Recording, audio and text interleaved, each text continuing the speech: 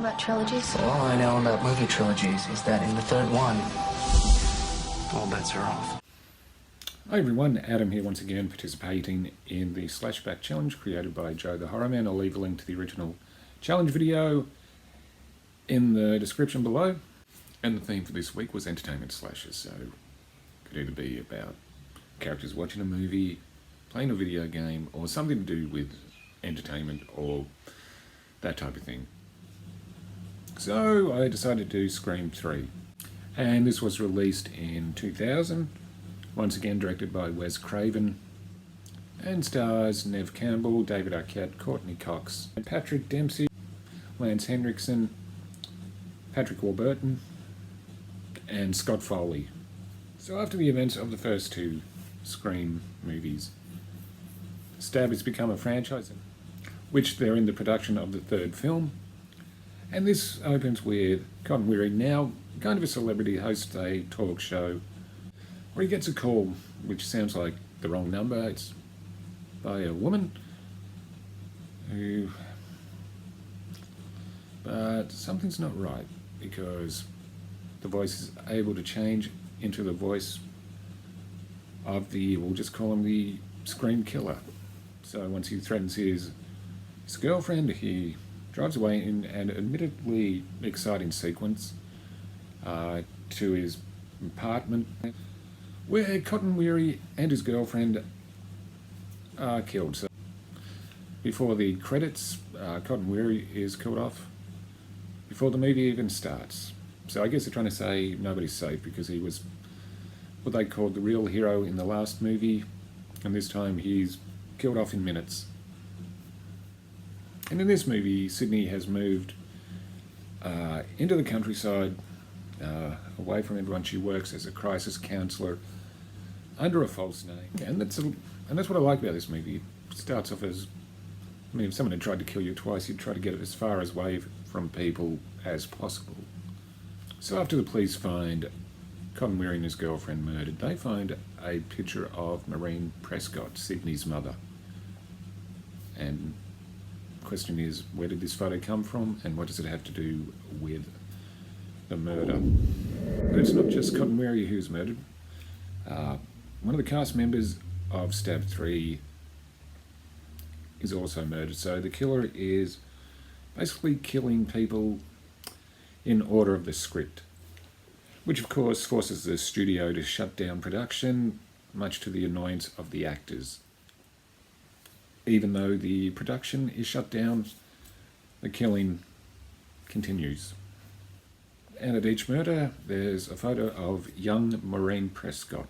So Detective Kincaid, played by Patrick Dempsey, Dewey, and Gail Weathers work together to try and find out what's going on.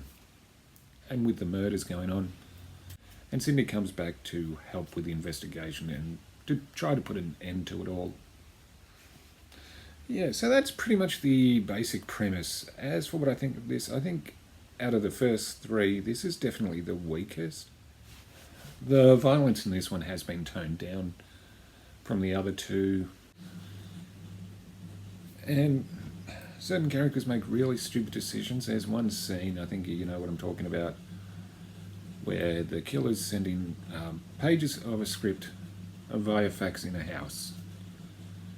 So of course the killer says, he's outside even though he's probably inside. So they'll run outside, but the pages keep coming. One actor has to go in to see what the last page says, which, if you had half a brain, you'd know it'd be a trap.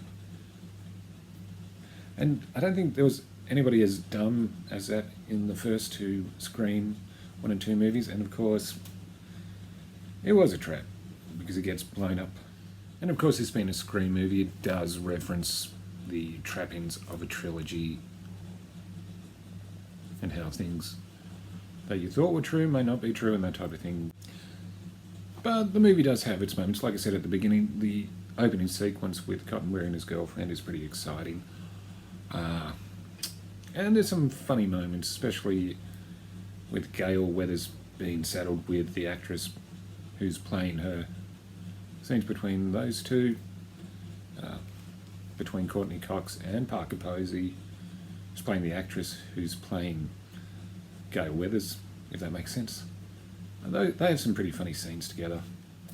But there is one thing I really didn't like. I didn't really like the killer has I guess you call it a voice modulator, which is able to copy anyone's voice. I always found that a bit silly. And you know what I also like about the Scream movies is how clumsy who's ever playing Ghostface is. He trips, he falls, and I just think it's kind of a nice change from some of the other killers, because let's face it, if you're in a mask and a robe, and you'd stumble all over the place too. And there's not that much gore. Yeah, so it has its moments, but it's definitely the weakest of the first three Scream movies. As for the revelation and the motive, I wouldn't say it's the best, but there's a couple of scenes which doesn't make much sense, but I think that was due to rewrites. And of course there is a couple of highlights from a couple of well-known characters and well-known actress. Okay, so I'm going to wrap it up there for Slashback Saturday. Like, comment, subscribe. I'm Adam, and I'll see you again soon.